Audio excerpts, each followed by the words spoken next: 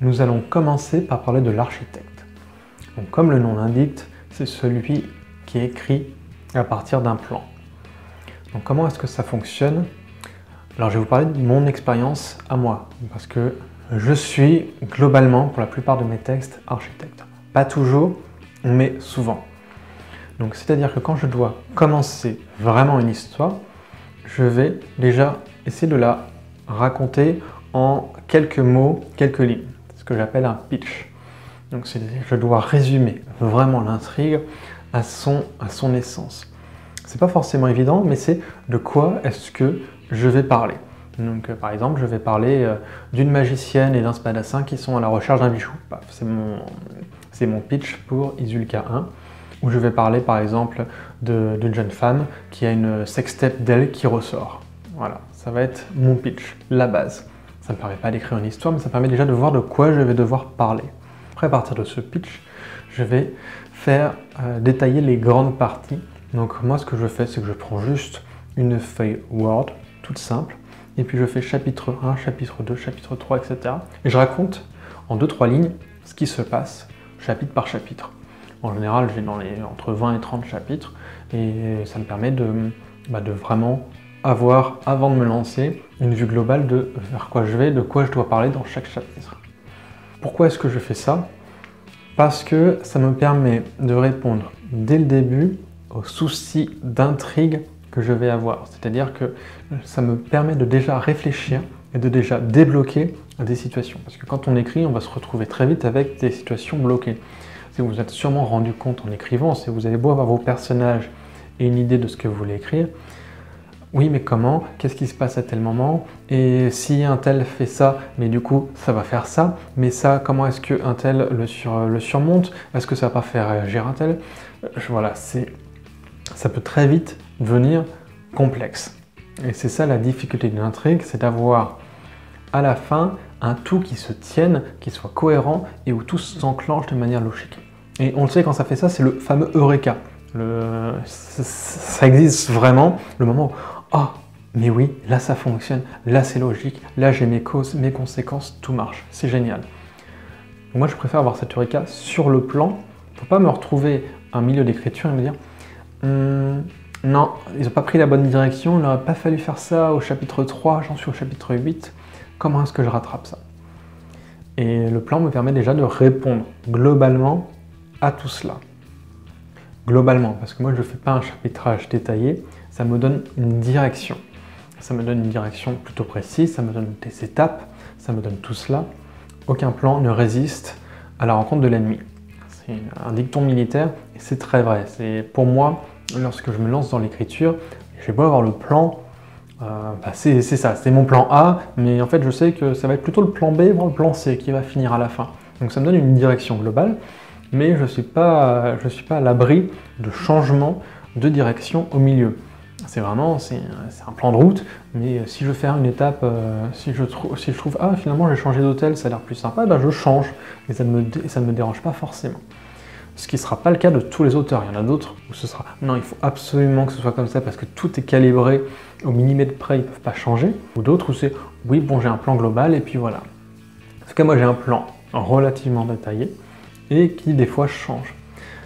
Ce plan ne me permet pas de faire une intrigue réussie à tous les coups. Même si ça marche sur le plan, j'ai eu ça avec la première version de Drémence, donc un texte de SF horrifique. J'avais écrit avec d'autres personnages. J'avais un plan détaillé qui se tenait sur le papier. J'avais une intrigue qui se tenait, j'avais mes protagonistes, mes antagonistes, tout ça.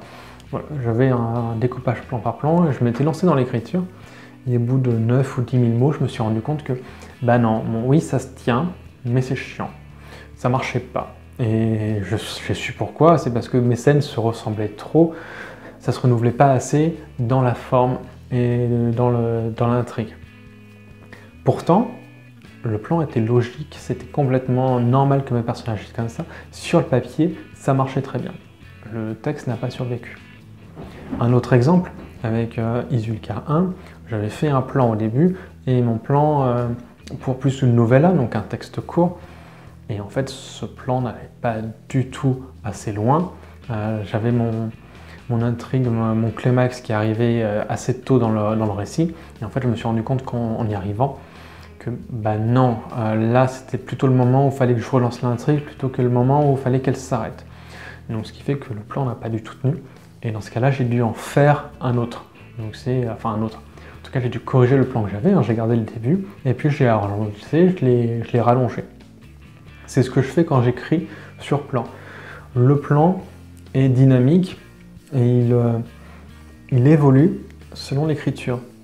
Donc quand j'arrive à un point et que c'est pas exactement ce que je voulais faire, ou alors c'est ce que je voulais faire, mais ce que je voulais faire ne fonctionne pas à 100%, et finalement, vu ce que j'ai écrit avant, vu tous les éléments que j'ai ajoutés, ça ne colle plus, et bien je change. Je suis flexible là-dessus. Je sais que pour des auteurs, c'est difficile d'écrire sur plan, parce qu'ils ont l'impression d'avoir déjà vécu l'histoire qu'ils veulent raconter, et ils ne la découvrent plus, et ils n'ont plus l'intérêt et la passion à ce moment-là. Je comprends tout à fait que ça puisse le faire, et en vrai, ça me l'a fait une fois. J'avais commencé à écrire un roman, que je voulais un one-shot sur des vampires à Los Angeles, et j'ai commencé à détailler, et comme il y avait une intrigue qui était assez complexe, avec 4 protagonistes, avec beaucoup de choses, je me suis rendu compte à force de l'écrire que j'allais vraiment dans le détail, parce qu'il fallait que ce soit nickel, c'était vraiment un engrenage assez complexe, et en fait, je me suis rendu compte que j'avais vraiment donné beaucoup, mon plan faisait dans les 15 000 mots, donc là c'est plus les 2-3 pages Word avec mon chapitrage, c'était vraiment trop, c'était presque un scénario, et ça m'avait enlevé l'envie de continuer. D'autant que je me suis aussi rendu compte qu'il aurait fait 3 ou 4 tomes au lieu d'un, et j'ai du mal à écrire plus d'un tome. Donc voilà, c'était un échec, le plan n'a pas fonctionné pour moi. A contrario, Dreamance, je n'aurais pas pu l'écrire sans le plan, parce que c'est un roman qui demande une double lecture. Il y a des moments dans l'intrigue qui permettent une réinterprétation d'autres moments. Tout ce qui se passe et qui est digne de réinterprétation doit pouvoir être relu et être crédible sous un autre filtre, sous un autre regard. Ce qui fait que c'est assez complexe à faire. Et si j'avais fait ça chapitre par chapitre, je m'y serais perdu. Il y aurait probablement un moment où je me serais dit je vois pas quoi faire à la suite et j'aurais abandonné là. Donc pour moi, le plan est utile en ce sens-là. Ça ne doit pas être une limite, ça ne doit pas être un blocage. Si ça l'est, c'est que le plan n'est pas pour vous parce qu'il n'y a absolument aucune obligation de fonctionner comme ça. Et moi, je vois en tant qu'éditrice, je fonctionne avec des auteurs et des autrices qui soit ont un plan détaillé, soit n'en ont pas du tout, soit ont un plan qui est semi-détaillé. Elles travaillent de manière très différente, il n'y a pas une façon de travailler. Là, je vous présente vraiment celle-ci.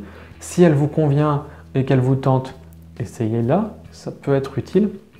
Si elle ne vous convient pas, laissez tomber et passez à une des autres qu'on va détailler aussi. Une dernière chose à savoir sur le plan, c'est que l'avantage tout de même du plan, c'est que ça permet de gagner du temps de réécriture, parce que ce que vous écrivez, votre premier jet, sera assez proche de la fin, puisque vous avez déjà une intrigue qui est propre. Et donc, en écrivant le premier jet, vous allez, en suivant ce guide, vous n'avez pas de grosses surprises normalement, ou même si vous en avez une ou deux, mais c'est pas tout au long du récit, et la direction est déjà plus ou moins tracée. Ce qui fait que quand vous terminez votre roman, c'est déjà, oui, propre, c'est le mot, et ça demande un peu moins de réécriture que les autres façons de faire. Ça peut demander plus de temps en amont, mais une fois que c'est lancé, ça peut être très productif en termes de temps. Alors la productivité n'est absolument pas une question de qualité. On peut écrire très vite et faire des trucs nuls, on peut écrire très lentement et faire des trucs nuls, et réciproquement. Donc voilà, c'est pas forcément lié, mais cette technique du plan permet de gagner du temps.